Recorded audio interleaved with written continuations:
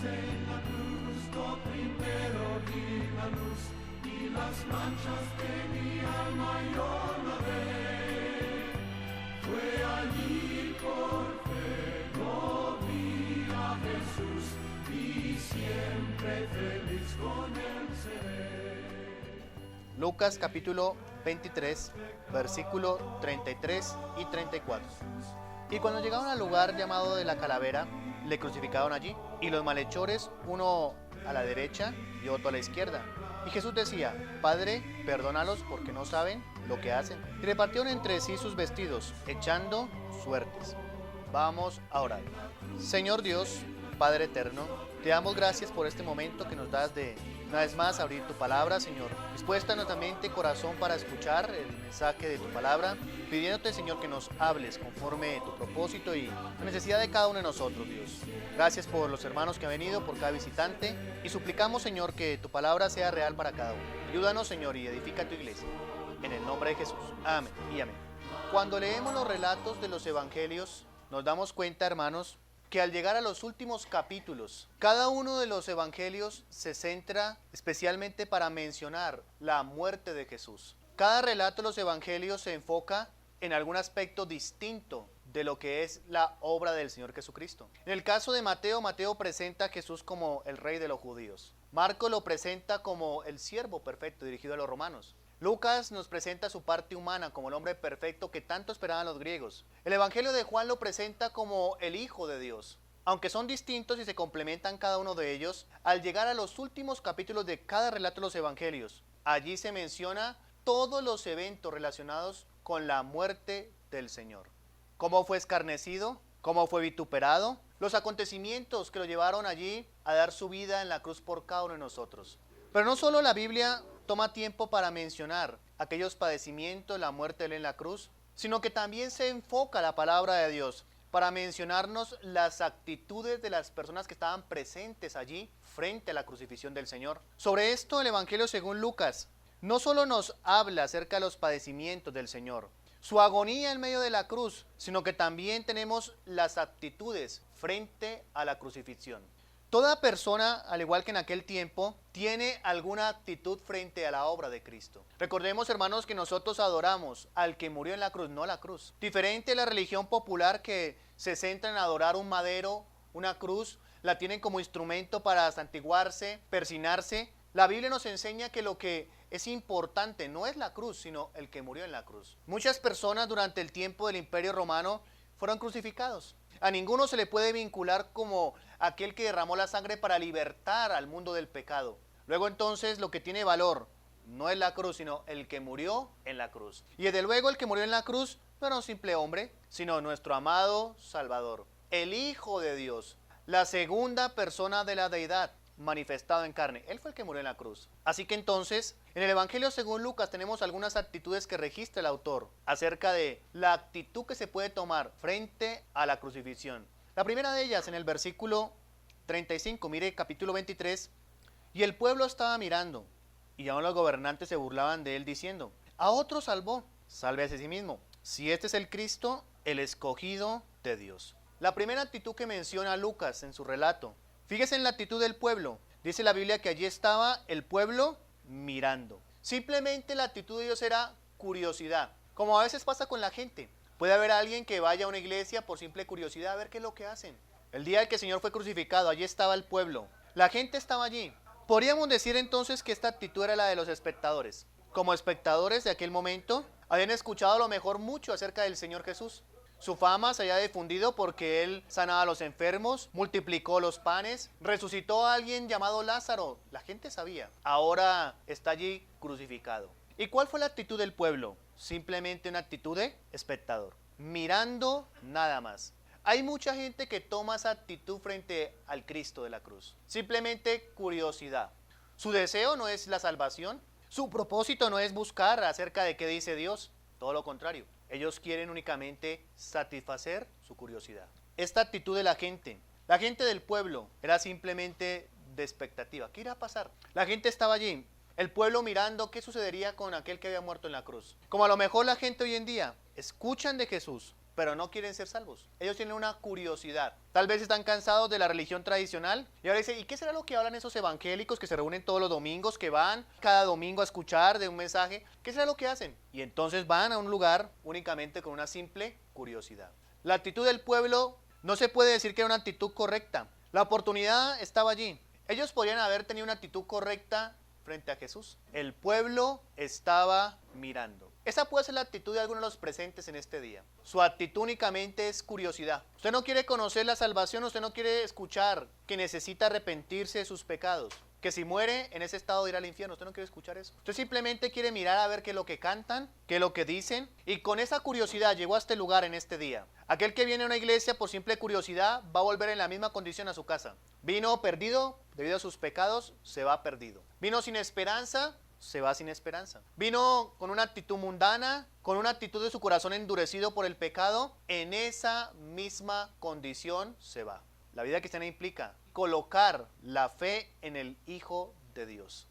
¿Qué tal la actitud de los gobernantes? Mira lo que dice el versículo 35, la segunda parte.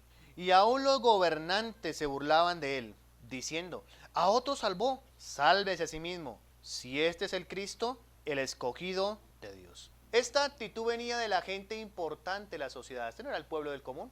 Eran los gobernantes, imagínense. La gente que se cree muy intelectual es la gente que más se burla y rechaza el mensaje del evangelio. Allí estaban los gobernantes. Estaba la gente adinerada, la gente de un alto estatus social. Y la actitud que tenía una actitud burlona. A otro salvó, que se salve a sí mismo. Te lo decían no afirmándolo, sino en tono irónico. Si este es el escogido de Dios, que se salve. ¿No pudo salvarse a sí mismo, luego no salvó a otros? La actitud de burla. La sociedad en la cual vivimos, hermanos, está en esa condición. Muchos de los gobernantes, inclusive en nuestro país, ven el cristianismo, la obra de Jesús, con unos ojos de burla. Qué difícil es predicarle el evangelio a esa gente que aparentemente lo tiene todo. Decirle el mensaje de la salvación, para ellos es una burla. Es más, ellos toman las cosas de Dios de una forma irónica. ¿Ha escuchado usted a lo mejor algún burlón? ¿Ha escuchado usted a alguna persona que a lo mejor se ha burlado cuando escucha el mensaje del evangelio? Esa fue precisamente la actitud de los gobernantes del pueblo. Diferente a lo de los del pueblo, claro. El pueblo estaba únicamente mirando, pero la actitud de los gobernantes era una actitud de burla. Es más, estaban diciéndole que se baje de allí. ¿No es este el escogido? ¿No es este el que decía que podía hacer milagros y que a tanta gente salvó? ¿Por qué no se salva a sí mismo? ¿Sabe qué decían? Un salvador que no se puede salvar a sí mismo. Ese era el lenguaje de ellos. La cruz para los gobernantes, para la gente importante, es una burla. Para el intelectual es mejor la ciencia. Ahí está el ateo burlándose del sacrificio de Cristo en la cruz. La evolución, es que la evolución y el Big Bang, las teorías que se presentan ahí como si fueran reales. Otros creen, no, tantas religiones que hay, claro. Aquí es el cristianismo, por allá en el oriente son los musulmanes, por allá en la India son los que practican el hinduismo, otros practican el catolicismo. Tantas religiones que hay, toman eso como excusa para burlarse. ¿Habrá a lo mejor entre nosotros un burlador en este día? ¿Que usted cree que esto de la cruz y eso y del infierno, esas mentiras, eso se lo inventó la religión para atormentar a la gente, para asustarla? El burlador dice, no hay infierno, el infierno es este en el que estamos. El burlador dice, ¿y quién me garantiza? ¿Quién dice que existió Jesús? Ese es un mito. El burlador cuestiona la Biblia y dice que es falsa, que es simplemente un escrito que los hombres tomaron y acomodaron a su propia conveniencia. Eso es el burlador, cuestionando al Señor Jesús. El burlador entonces utiliza el evangelio no para elevarle su categoría de algo digno, sino todo lo contrario. El propósito del burlador es negar el evangelio. ¿Sí? Como dicen los gobernantes, si es el Cristo, imagínense, ¿no que es el Cristo? Si es el escogido de Dios. Algunos van de iglesia en iglesia buscando votos, adeptos, haciéndole promesas al pueblo supuestamente cristiano para que les sigan, para que voten por ellos y que una vez estén en el poder les van a ayudar. Esa es la actitud burlona de los gobernadores. Por eso, hermanos, entonces, la actitud de los gobernantes también es una actitud falsa. Hay otra actitud, hermanos. Versículo 36. Los soldados también le escarnecían, acercándose y presentándole vinagre. Esto nos habla de la palabra de Dios. ¿Cuál era la actitud de los soldados? ¿Sabe que la actitud de ellos era también de escarnecer?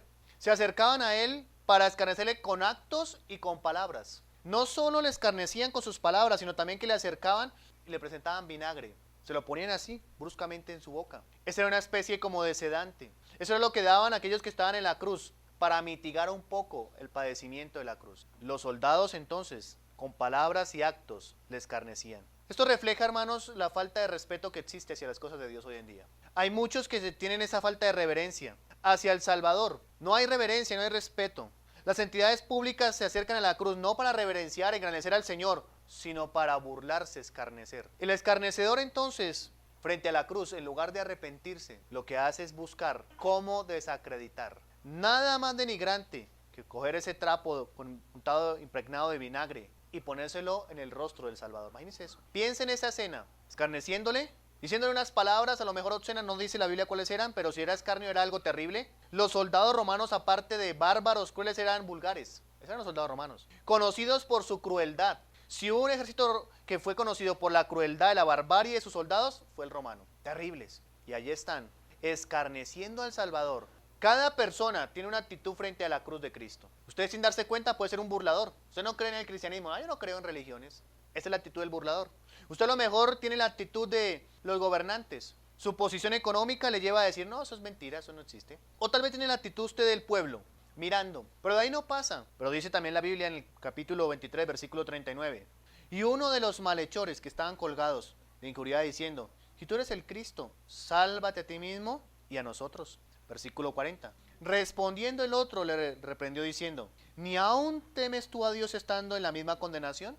Nosotros a la verdad justamente padecemos, porque recibimos lo que merecieron nuestros hechos, mas ningún mal hizo. Versículo 42. Y dijo a Jesús, acuérdate de mí cuando vengas en tu reino. Entonces Jesús le dijo, de cierto te digo que hoy estarás conmigo en el paraíso. ¿Qué tal la actitud de los malhechores? Dice la Biblia que 2 fueron crucificados. Y lo interesante de notar es de que dice la Biblia que uno a un lado y otro a otro lado. Lo metieron en la mitad, o sea, como si el Señor fuera el peor de los que estaban allí. Imagínense ustedes. Esto también para que se cumplieran las profecías que decía que sería contado entre los malhechores. Eso dice la Biblia. Sería contado como un vil pecador. Estaría allí entre los malhechores. Se cumplió. Uno de ellos se unió a la gente que escarnecía. Dice la Biblia de que estaba allí y también le injuriaba. Y también le cuestionaba diciendo, si tú eres el Cristo, sálvate a ti mismo y sálvanos a nosotros. La actitud de los malhechores. Le injuriaba, este malhechor allá colgado, le cuestionaba y ¿sabe? Decía que mostrara si en verdad era el Cristo. ¿Hay gente así? Pues muéstreme, yo no puedo creer en Dios porque no lo he visto. ¿Escucha usted esa necesidad de la gente? ¿Dónde está Dios? No lo veo, muéstreme, yo creo en lo que veo. Pero no todo podemos decir que fueron malas actitudes. Estuvo la actitud del otro malhechor. La actitud del otro malhechor fue la correcta, hermanos. ¿Sabe por qué? Fijémonos lo que dice ahí, una vez más, capítulo 23, versículo 40. Respondiendo el otro, o sea, el otro malhechor, le reprendió diciendo, ¿ni aún temes tú a Dios estando en la misma condenación? Esta es la actitud correcta. La actitud correcta frente a la cruz, al crucificado, empieza reconociendo nuestro estado de condenación. Comprendamos bien ese punto. ¿Sabe usted que no se ha arrepentido de sus pecados, que no ha recibido a Cristo, que no es que estará, sino que ya está condenado? La Biblia dice que el que no cree en el Hijo ya ha sido condenado. No dice será condenado, ya ha sido. Si usted es incrédulo, si no ha abierto su corazón a la obra de la gracia del Señor Jesucristo, no es que será, dice la Biblia, ya ha sido condenado. Y cuando muera, será la puerta de entrada a la condenación que toda su vida vivió aquí en la tierra. ¿Cree usted que alguien que vivió una vida de condenado cuando muera será salvo? ¿No? Eso es lo que pasaba aquí con este hombre. El hombre tuvo un temor y le dice al otro, reprendiéndole, ni aún se tiene tal temor a Dios. Mire, versículo 40. Respondió el otro, le reprendió diciendo, ¿ni aún temes tú a Dios estando en la misma condenación? Note eso. ¿Ni aún tiene usted temor de Dios? Los terrores del infierno deberían generar precisamente eso, temor a Dios. ¿Ni aún usted teme verdaderamente que usted muera este día y vaya al infierno? El ladrón que injuriaba, no. Es más, hasta se unió al grupo que estaba escarneciendo, vituperando, burlándose y cuestionando al Señor. Y otro le dice, ¿ni aún usted estando en la misma condenación teme a Dios? La justicia de Dios para el inconverso es algo que debería temer y aterrarse. Mientras que para el salvo la justicia de Dios se refleja en Cristo. La omnipresencia de Dios, que es motivo de consuelo y de aliento para el cristiano, que sabe que no hay lugar en el cual Dios no esté, ni situación ni circunstancia en la cual Dios no esté a su lado, es un consuelo para el salvo. Para el inconverso es un terror, porque sabe que no puede escaparse jamás de la presencia de Dios. Y si muere, un día estará allí en la eternidad condenado, y allí estará el juicio de Dios sobre él por sus pecados. ¿No teme usted a Dios? Usted que está en este lugar aquí sin salvación, sin Cristo en su corazón, ni aún estando en esa condenación, ¿teme usted a Dios? ¿Todavía tiene la osadía usted hablar de una manera coloquial, de una manera jocosa del infierno? ¡Ay, el infierno, me voy para el infierno! ¿No teme usted a Dios? Así hay muchos. La actitud de este hombre fue correcta, porque tuvo temor de Dios y reconoció la condenación que es justa. Él mismo dice, mire, sigue diciendo, versículo 41, nosotros a la verdad justamente padecemos, porque recibimos lo que merecieron nuestros hechos, mas ningún mal hizo. Él sabía por qué estaba ahí en la cruz. Él más le dice al otro, estamos allí porque nuestros hechos merecen ese castigo, pero en cuanto a este justo, ningún mal hizo. La actitud de este malhechor, reconociendo la condenación, reverenciando a Dios y sabiendo de que Dios es justo. La evidencia de que parece que este mundo va de mal en peor y que no pasa nada, como dice la gente, en lugar de negar que Dios existe, lo confirma. Dios tiene la eternidad para tratar con el pecado, no lleva afán. ¿No cree que es justicia de Dios un día juzgar a aquellos violadores, asesinos que nunca se arrepintieron? ¿No cree que está la justicia de Dios allí? Si usted le dijeran, mire que alguien mató a un familiar suyo, ¿usted qué demandaría? Justicia, ¿no? Así que entonces, la prueba de que hay una eternidad es esa. Aparentemente parece que el malo se sale con la suya, pero la evidencia es que hay una eternidad. Y Dios tiene la eternidad para tratar con sus enemigos. Esa es la evidencia. La justicia de Dios. ¿Cree que Dios, siendo justo, puede dejarle ingresar así al cielo con su corazón sucio? ¿Su naturaleza no transformada? ¿Con su pecado no abandonado, no confesado? ¿Cree que Dios debe dejarlo entrar hacia el cielo? No se engañen. Contemple la justicia de Dios. Lo interesante es de que la justicia de Dios se vindicó en Cristo. Cristo nos justificó con su obra en la cruz. Tipo del altar de bronce murió allí. La ira de Dios cayó completamente sobre él. Y es a través de Cristo que la justicia de Dios queda vindicada. Para aquel que la justicia de Dios no es suficiente, tendrá que un día experimentar la justicia de Dios sobre él. Y eso se llama la condenación eterna. Este hombre, en medio de la angustia, reconoció que había una condenación. Reconoció de que Dios era justo. De toda esa gente que estaba allí, de lo de la multitud, miraron, vieron lo que pasó y se fueron. Los gobernadores se fueron con una risa burlona, porque habían conseguido su acometido, querían matar al Señor. Los soldados, allí cumpliendo su deber, porque eso debían hacer. Torturarle, matarle y de una vez estuviera muerto, irse. El otro ladrón ahí esperando, a ver, injuriándole también. Pero este otro malhechor tuvo una actitud correcta frente al crucificado, al Señor Jesucristo. En alguno de esos lados estamos todos los que estamos aquí presentes. Alguna de esas actitudes tenemos. Usted puede tener una actitud burlona. Usted puede tener una actitud indiferente como la del pueblo, simple espectador. Usted puede tener su corazón endurecido por el pecado, creyendo que no hay cielo, que no hay infierno. O puede tener la actitud del otro malhechor, reconociendo que el juicio de ese es justo, que la condenación por causa del pecado es verdad. La prueba de ello es que el Señor, que puede ver más allá de lo que la gente expresa con su boca, sino el corazón, porque eso dice la Biblia, que Él conoce a todos, Él sabía lo que hay en el corazón de cada hombre, dice el Evangelio según Juan. ¿Qué más podía perder este hombre? Estaba muerto ahí ya, prácticamente en la cruz. Lo habían colgado allí para experimentar el castigo por delincuente. ¿Qué más podía perder? Nada. Pero sabe que allí, cuando tuvo una actitud correcta hacia Jesús, lo tuvo todo.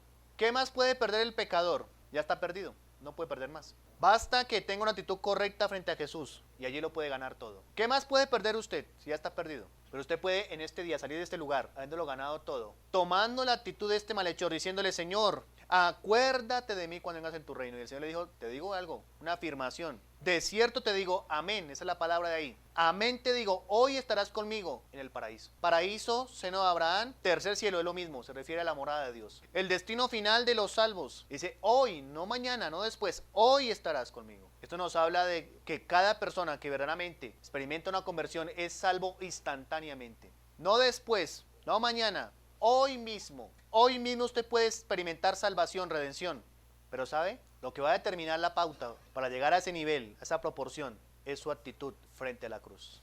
¿Qué actitud va a tomar usted frente al crucificado? ¿Usted tiene alguna actitud? Nadie se escapa de ahí. Todos tenemos una actitud frente al crucificado. O de indiferencia, o de burla, o de escarnecer, o de negar, o de ateísmo, de injuria. O a lo mejor esta actitud, ojalá fuera que usted tuviera la actitud de este malhechor. Reconocer allí que necesita el Salvador. Reconocer que necesita la salvación que nadie más puede operar, ninguna religión. Usted no puede salvarse por usted mismo. Por eso él dijo: acuérdate de mí. Necesita usted experimentar una verdadera conversión. ¿Qué actitud tomará antes usted frente al Salvador crucificado en este día? Piense, ha pasado y pasado el tiempo y la gente sigue teniendo alguna actitud frente al Cristo crucificado. ¿Cuál es la suya? Señor, soy pecador, estoy condenado. Merezco lo que he recibido por mis actos. Eso es lo que está diciendo. Usted puede pasar de muerte espiritual a vida eterna hoy. Solo necesita tener una actitud correcta. No se deje engañar por el humanismo. No se deje engañar por el mismo diablo que le dice que es mentira, que la Biblia es falsa. Ponga su mirada en el Jesús que fue crucificado. Y si lo hace con una verdadera convicción de su pecado, de su estado de perdición, el Señor le va a salvar. ¿Qué actitud tomaremos entonces nosotros en este día? ¿Por algunos salir de este lugar como van a hacer a lo mejor la mayoría en la mal llamada Semana Santa? Como un acto histórico nomás, eso es lo que hacen en Semana Santa, un acto histórico, nada más, hasta ahí llega. Como una historia que pasó, eso nos salva. ¿Qué actitud tomaremos? Ojalá fuera la actitud de reconocimiento, de entrega y de humillación ante el Señor, porque solo allí entonces experimentaremos la verdadera salvación. Quiero llevarlo a que medite usted en esta realidad. ¿Qué actitud ha tomado o está tomando frente al crucificado? Oremos. Señor Dios, te damos muchas gracias por este tiempo donde hemos escuchado una vez más tu palabra. Qué privilegio, Señor, el saber que podemos acercarnos ante ti con una correcta actitud. Por la obra que hiciste, por tu sangre derramada allí. Venimos, Señor, hoy recordando una vez más que tú moriste en la cruz por cada uno de nosotros. Gracias a esa obra que hiciste, efectuaste la redención, nos rescataste de la condenación, del infierno, de la perdición. Ahora, Señor, damos gracias por ese infinito amor. No hay muestra más grande, Señor, que te hayas dado hasta lo sumo. Y en la cruz experimentando vituperios, azotes, injurias, burlas, pero todo lo hiciste, Señor, por amor. Gracias por darte por nosotros, Señor, y reconocemos, Señor, como aquel malhechor que si no fuera por ti estaríamos perdidos. Ayuda, Señor, a cada presente a tomar una actitud correcta frente a la crucifixión. Gracias por tu palabra, Dios, y que no haya nadie que salga de este lugar en la misma condición que llegó, sino que pueda encontrarse con el poder salvador que vierte de la cruz. Gracias por tu Hijo. Lo pedimos todo en el nombre de Jesús. Amén y amén.